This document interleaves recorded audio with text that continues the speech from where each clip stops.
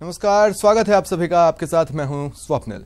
1994 batch के 5 IAS अफसरों को पदोन्नति का तोहफा मिल गया है। ये अफसर सचिव से प्रमुख सचिव बने हैं। शनिवार को कार्मिक विभाग ने आधिकारिक आदेश जारी कर दिए हैं। शुक्रवार को सचिवालय में चीफ सेक्रेटरी की अध्यक्षता में स्क्रीनिंग कमेटी की अहम बैठक में इन अफसरों की पदोन्नति पर मुहर लगी थी। पिछले साल एक बैच आगे तक का प्रमोशन कर दिया गया था, लेकिन जब 1994 बैच के अधिकारियों ने मांग की तो इसको स्वीकार करते हुए स्क्रीनिंग की गई।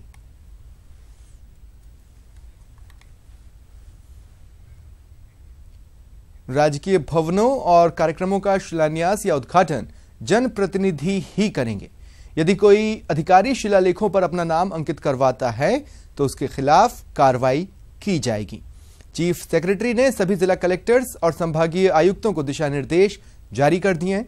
दिशा निर्देशों के मुताबिक सार्वजनिक राशि के उपयोग से बनने वाले राजकीय भवनों, संस्थाओं के भवनों के शिलान्यास और उद्घाटन कार्यक्रम में जनप्रतिनिधि को बुलाना आवश्यक होगा।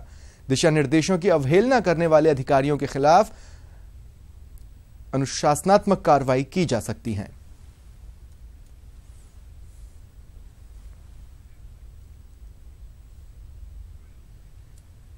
विश्व स्वास्थ्य दिवस पर राजधानी में कार्यक्रम का आयोजन हुआ।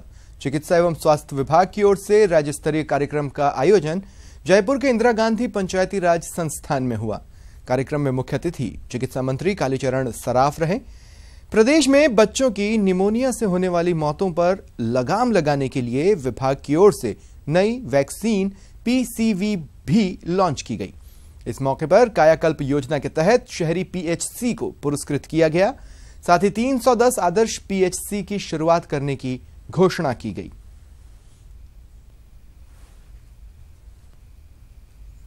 स्वास्थ्य संगठन का मुख्य उद्देश्य दुनिया भर के लोगों के स्वास्थ्य के स्तर को ऊंचा उठाना है। हर इंसान का स्वास्थ्य अच्छा हो और बीमार होने पर हर व्यक्ति को इलाज की अच्छी सुविधाएं मिले, ये इसका मुख्य उद्देश्य है। और राजस्थान में जब से आदरणीय वसुंधरा जी के नेतृत्व में सरकार बनी है, हम निरंतर इस प्रयास में लगे हुए हैं कि प्रदेश के लोगों को अच्छी से अच्छी स्वास्थ्य सुविधाएं मिले। हमारे अर्बन इंस्टीट्यूशंस का अच्छा सहयोग रहा। स्वास्थ्य दल आपके द्वारा, जिसमें लगभग 99,000 टीम्स बनी और पूरे प्रदेश में उन्होंने करीब 75 लाख घरों को कवर किया। 4 लाख से ज्यादा कूलर्स को देखा, लाखों की संख्या में पानी की टंकियों को देखा और लगभग 2 से 4% तक कूलर्स में, पानी की टंकियों में लार्वा मिले। आउट ऑफ पॉकेट एक्सपेंडिचर की बात हुई थी और स्टेट्स की रैंकिंग की गई थी, तो आप सबको जानकारी होगी कि तमिलनाडु के बाद राजस्थान भारत में वो राज्य है जहां पर आउट ऑफ पॉकेट एक्सपेंडिचर सबसे कम है। और डेफिनेटली अगर हम देखें तो जो 4 कंपोनेंट हैं, free consultancy, free medicine, free diagnostic, health insurance, ये 4 कंपोनेंट होते हैं। आप देख लीजिए, ये चारों कंपोनेंट राजस्थान में पूरी तरह उपलब्ध हैं। जेएनयू मेडिकल यूनिवर्सिटी में आज से 2 दिवसीय इंटरनेशनल कार्डियोलॉजी कॉन्फ्रेंस की शुरुआत हुई। चिकित्सा मंत्री कालीचरण सराफ इस मौके पर मुख्य अतिथि रहे। सराफ ने कॉन्फ्रेंस का उद्घाटन किया। इस 11वीं रेडियल लाइव कॉन्फ्रेंस में देश विदेश के चिकित्सक हिस्सा ले रहे हैं, जो कि हृदय रोग पर विस्तार से अपने विचारों का आदान प्रदान करेंगे। कॉन्फ्रेंस के उद्घाटन से पहले चिकित्सा मंत्री कालीचरण सराफ ने कैथ लैब का भी उद्घाटन किया। कार्यक्रम में डॉक्टर एसके शर्मा और डॉक्टर वीएस बलदवा का भी सम्मान हुआ। जो 6 निजी मेडिकल कॉलेजेस हैं, उनमें सबसे ज़्यादा फास्ट ग्रोइंग मेडिकल कॉलेज, यदि मैं इसको कहूँ तो कोई अतिशयोक्ति नहीं होगी, क्योंकि साल भर पहले मैं जब यहाँ आया था तो ये अंडर कंस्ट्रक्शन था और मुझे ऐसा लगता था कि शहर के इतनी दूर ये कैसे चलेगा, क्या चलेगा। पर आज मुझे देख करके बहुत प्रसन्नता हुई कि 450 बेड तो ऑलरेडी यहाँ पर हैं और सबसे बड़ी बात है कि ऑल बेड्स आर ऑक्यूपाइड। नई टेक्नोलॉजी जेएनयू क्या लेकर आया तो उन्होंने देखा और उसकी अप्रिशिएट किया कि हमने किस तरह की चीज़ लेकर आए। और गवर्नमेंट की जितनी भी पॉलिसीज़ हैं, प्राइम मिनिस्टर पॉलिसी है मेडिकल की या भामाशाह या जितने भी रेलवेज़ के हैं, यहाँ पे हर तरह के हर इंसान को यहाँ पे सुविधा दी जा रही है और सरकार के तहत उसके अंदर कोई उससे एक्स्ट्रा चार्ज नहीं किया जा रहा। हमने ये इंश्योर किया है कि best medical aid at the most economical price की फैसिलिटी यहाँ दी जाए। और रेडियो लाइव में आज जो 150-200 लोग रजिस्टर हुए हैं, ये कंट्री में नहीं बाहर से भी लोग आए हैं जो अपना व्यू शेयर करेंगे और अभी लाइव डेमोन्स्ट्रेट होगा कि किस तरह से प्रोसेस होता है। जयपुर में जेडीए ने आज अवैध निर्माणों के खिलाफ कार्रवाई की। जेडीए के प्रवर्तन दस्ते ने आरपीए के पास स्थित संजय कॉलोनी में इस कार्रवाई को अंजाम दिया।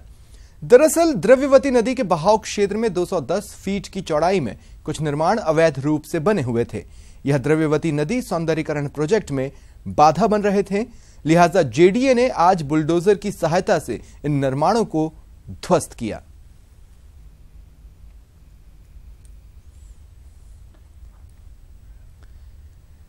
भारतीय रिजर्व बैंक की all India summer sports meet का आज से शुभारंभ हुआ। राजस्थान यूनिवर्सिटी के स्पोर्ट्स कॉम्प्लेक्स में आरबीआई की कार्यकारी निदेशक मालविका सिन्हा ने प्रतियोगिता का झंडारोहण कर उद्घाटन किया। इस मौके पर regional director Arnav Roy, all India sports और कल्चर काउंसिल के प्रेसिडेंट पीआर हेगड़े भी मौजूद रहे। सभी राज्यों के खिलाड़ियों ने मार्च पास्ट में भी भाग लिया। 13 अप्रैल तक चलने वाली इस प्रतियोगिता में क्रिकेट, कैरम और शतरंज के मुकाबले हो रहे हैं। प्रतियोगिता में राष्ट्रीय अंतर्राष्ट्रीय स्तर के 600 खिलाड़ी भाग ले रहे हैं। And all our offices from all over India come here and participate, and we have a lot of sports people in the organization, and this is a good way of encouraging sports, and we've been doing it since 1982. Reserve bank में बहुत अच्छा सुविधा आ रहा है। पिछले 2 साल से वो रिक्रूटमेंट भी 100 रिक्रूटमेंट हुआ है आरबीआई में। इसको मानते सेंट्रल गवर्नमेंट में हमको खेल प्रोत्साहन पुरस्कार हमारा प्रेसिडेंट ऑफ इंडिया का वो ऑन स्पोर्ट्स डे हमको मिला था। ये 7 से 13 तारीख तक रहेगा और इसमें क्रिकेट, कैरम और चेस की व्यवस्था अलग अलग ग्राउंडों पे की गई है। क्रिकेट के लिए हमने 4 ग्राउंड लिए हैं, एसजे पब्लिक स्कूल, संस्कार, केएल सैनी स्टेडियम और गणपति नगर। आरपीएससी की आरएएस मुख्य परीक्षा में गणित विषय हटाए जाने के फैसले को लेकर राजधानी जयपुर में अभ्यर्थियों ने खुशी जताई। रिद्धि सिद्धि चौराहे पर अभ्यर्थियों ने एक दूसरे को गुलाल लगाकर जश्न मनाया। देखिए, ये कुछ ऐसे अवसर होते हैं जो हम जो छात्रों का विश्वास है वो लोकतंत्र में और ज्यादा घटते हैं। हमारी मांग थी, जायज मांग थी, तर्कों के साथ में थी। आरपीएससी ने इस बात को माना, उसके लिए कमेटी बिठाई। हम सबसे पहले तो आरपीएससी का आभार व्यक्त करते हैं, आरपीएससी चेयरमैन का, उनके कमेटी मेंबर का, और उनके जो सदस्य हैं उन सभी का आभार व्यक्त करते हैं जिन्होंने हमारी मांग को माना और उस मांग पर तुरंत प्रकार से कार्रवाई की और मुख्य परीक्षा से गणित को हटाया।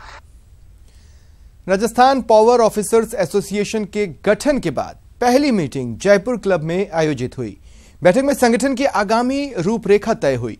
बैठक में सभी सदस्यों को संगठन के गठन के उद्देश्य की जानकारी दी गई। बैठक में तय किया गया कि अधिकारियों से जुड़े सभी हितों को प्रबंधन के सामने प्रमुखता से रखा जाएगा। साथ ही सरकार की योजनाओं के प्रसार में भी संगठन प्रभावी भूमिका निभाएगा। संगठन में बिजली महकमे के सभी 6 कंपनियों के अधिकारियों को स्थान दिया गया है।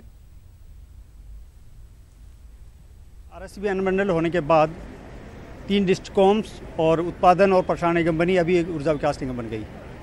तो आरएसबी टाइम तक तो एकीकृत व्यवस्था थी। उसके बाद आपस में एक दूसरे को भी, गैर तकनीकी वर्ग के अधिकारी आपस में एक दूसरे को भी नहीं जानते।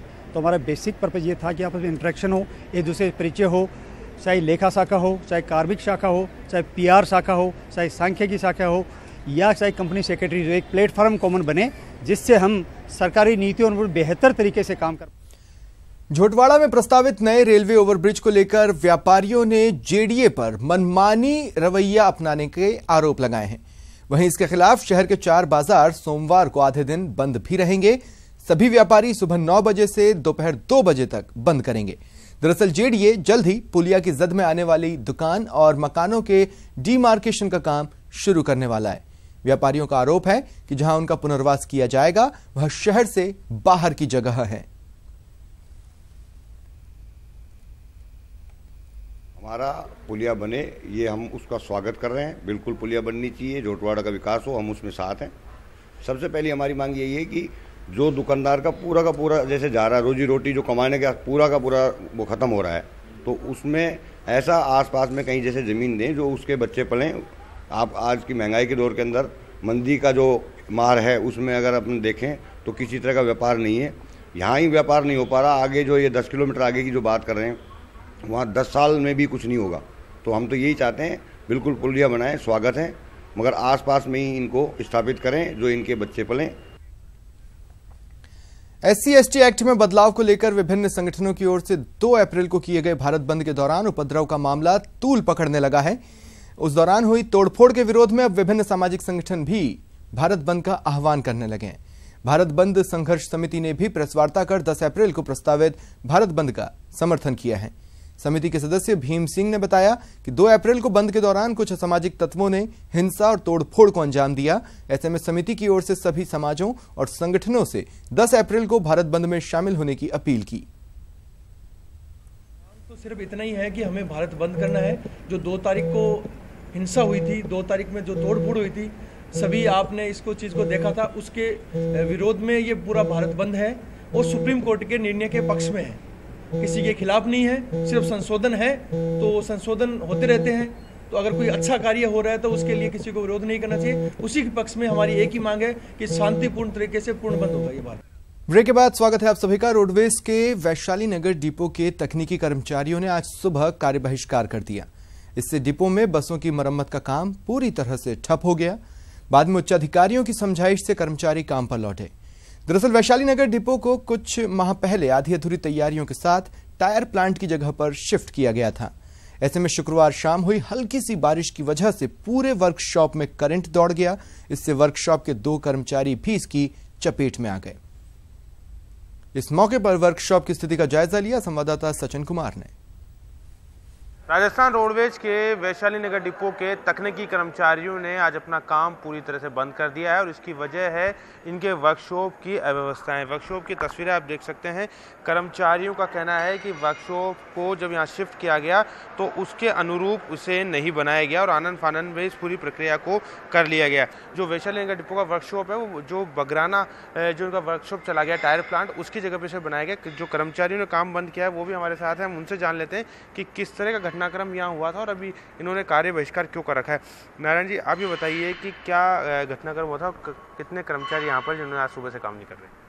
सब इस कार्यशाला में लगभग 70 कर्मचारी हैं, जिसमें से 35 के आसपास अभी कार्यरत हैं। एक सेकंड बाकी के सेकंड पारी में आएंगे। पर रात को भी कर्मचारियों ने जब यहाँ किया कार्य, टायर सेक्शन में था, तो वो उसने चिपक जाता, वो करंट आ गया। तो उसने एमओ को फ़ोन किया, अधिकारियों को फ़ोन किया, तो इन्होंने कह दिया आप काम बंद कर दे, दूसरी जगह काम चालू कर दो। सुबह भी हमारे कर्मचारी जब टायर सेक्शन में आया तो इनके भी करंट आया। इसके बाद लोगों में आक्रोश फैल गया और लोगों ने काम बंद कर दिया। हालात ये है जगह जगह वायरिंग लूज पड़ी है और करंट आ रहे हैं। बिल्कुल। आपको सुबह करंट आया था, क्या घटनाक्रम हुई थी, किस तरह का आप काम कर रहे थे और क्या हुआ आपके साथ? सर, एक गाड़ी खड़ी थी मेंटेनेंस के अंदर, उसका टायर पंचर था। मैं कंप्रेसर स्टार्ट करने गया तो मेरे को कंप्रेसर में करंट आ गया जी। पंखे मैंने चलाए तो पंखों में से पानी निकल रहा था। इस टाइम पंखे और लाइटें दोनों बंद पड़ी हुई हैं और कंप्रेसर की पूरी बॉडी गली हुई है। तो आप में से कोई भी काम नहीं कर रहा है अभी? जी नहीं। तो इन कर्मचारियों को साफ ये कहना है कि जब तक यहाँ पे व्यवस्थाएं दुरुस्त नहीं की जाएगी किसी भी तरह का काम नहीं किया जाएगा और इसके लिए जो चीफ मैनेजर वैशाली नगर है और जो हायर अथॉरिटी है उनको सूचित कर दिया गया है। अब देखना ये होगा कि कब तक यहाँ की स्थिति सुधरेगी और कब ये कर्मचारी दोबारा काम पर लौटेंगे। कैमरा पर्सन वेणु के साथ सचिन कुमार, न्यूज़ 18 जयपुर। राजधानी जयपुर के परकोटा इलाके में करोड़ों की जमीन के फर्जी पट्टे बनाने का मामला सामने आया है। कंवर नगर स्थित संत कंवर राम धर्मार्थ ट्रस्ट के एक ट्रस्टी पर नगर निगम की मिलीभगत से फर्जी पट्टे बनवाने का आरोप लगाए। ट्रस्टी पर ट्रस्ट की करोड़ों रुपए की जमीन के पट्टे अपने बेटे और पत्नी के नाम करवाने का आरोप है। समाजसेवी हरीश कुमार लोंगानी ने बताया कि कुछ महीने पहले ट्रस्टी ने गुपचुप तरीके से जमीन के पट्टे जारी करवा लिए। वहीं इस मामले में समाज के लोगों ने सुभाष चौक थाने में धोखाधड़ी का केस दर्ज करवाया है, लेकिन 25 दिन बीत जाने के बाद भी पुलिस की जांच आगे नहीं बढ़ी है।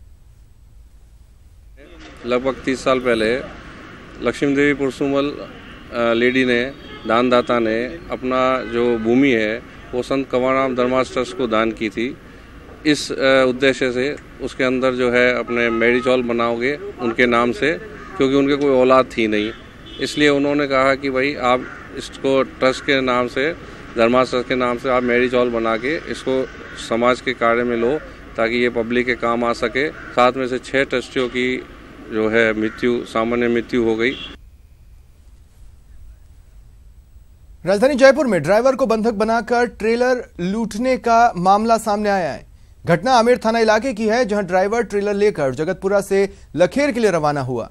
बीच रास्ते में ड्राइवर ट्रेलर को गुणावता इलाके में खड़ा कर सो गया। इसी दौरान इंडिगो में सवार होकर आए करीब आधा दर्जन बदमाशों ने ट्रेलर ड्राइवर से मारपीट की और बंधक बना लिया। ड्राइवर से ट्रेलर की चाबियां छीनकर एक बदमाश फरार हो गया। वहीं दूसरी ओर इंडिगो सवार बदमाश ड्राइवर के हाथ पैर बांधकर सुनसान स्थान पर फेंककर फरार हो गए। पीड़ित ड्राइवर ने स्थानीय लोगों की सहायता से पुलिस को सूचना दी। बदमाश ट्रेलर को जिले से बाहर ले जाने में कामयाब हो गए। तो शाम को 9 बजे यहाँ जगतपुरा से रोड़ी लाने के लिए लखेर के लिए रवाना हुई। ड्राइवर ने नींद आने के कारण वहाँ एक गुणावता थड़ी के पास में लगा के ड्राइवर सो गया।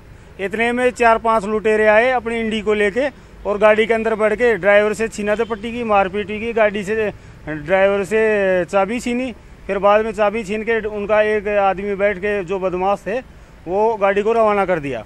उन्होंने गाड़ी को रवाना करके 1-1.5 किलोमीटर जैसे ही गाड़ी रवाना हुई वहाँ से, तो बदमाशों ने उसके हाथ पैर और मुंह बांध के काली पट्टी से उनको खुद की इंडिका गाड़ी में डाल लिया। इंडिका गाड़ी में डाल के जब एक बदमाश तो गाड़ी लेके फरार हो गया। ब्लैकआउट कैफे के बाउंसर पर 2 युवकों से मारपीट का आरोप लगाए। बताया जा रहा है कि शुक्रवार की रात कैफे में एंट्री को लेकर 2 युवकों की बाउंसरों से कहासुनी हो गई। इसके बाद बाउंसर समेत 2 दर्जन लोगों ने उन युवकों को बेरहमी से पीटा। सूचना पर अशोकनगर थाने से पुलिस मौके पर पहुंची और दोनों युवकों को अस्पताल में भर्ती कराया। दोनों पक्षों ने मामला दर्ज करा दिया है। बता दें, इससे पहले भी ब्लैकआउट कैफे की दादागिरी आम हो चुकी है। जयपुर में विश्व स्वास्थ्य दिवस पर भारत स्काउट गाइड संगठन की ओर से रैली निकाली गई। बनी पार्क स्थित कार्यालय से स्वास्थ्य जागरूकता रैली का आयोजन हुआ। प्रदेश भर में आज भारत स्काउट गाइड संगठन की ओर से ऐसे कार्यक्रम आयोजित किए जा रहे हैं जिसमें बड़ी संख्या में स्काउट और गाइड भाग ले रहे हैं। सवाई मानसिंह मेडिकल कॉलेज का दीक्षांत समारोह आज एसएमएस के सुश्रुत सभागार में हुआ। इस मौके पर मेडिकल कॉलेज के पास आउट मेधावी छात्र छात्राओं को गोल्ड मेडल दिए गए। समारोह में वर्ष 2005 से अब तक के बकाया रहे गोल्ड मेडल भी वितरित कर दिए गए। इस मौके पर मेडिकल कॉलेज के पूर्व छात्र रहे Padmashri doctor Ashok Panagariya, doctor SS Agarwal, doctor Vimal Soni समेत अन्य चिकित्सकों को सम्मानित किया गया।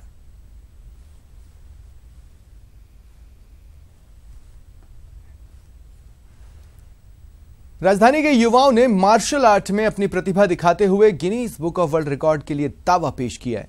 सांगानेर स्टेडियम में हुए कार्यक्रम में प्रदीप सिंह मार्शल आर्ट में कोहनी के प्रहार और सुरभि शर्मा ने घुटनों से लगातार प्रहार कर यह दावा प्रस्तुत किया। कोहनियों के प्रहार में यह रिकॉर्ड मदुरई के एन नारायण के नाम है, जिन्होंने 1 मिनट में 160 प्रहार किए थे, लेकिन अब प्रदीप ने यह कारनामा 1 मिनट में 240 बार कर दिखाया है।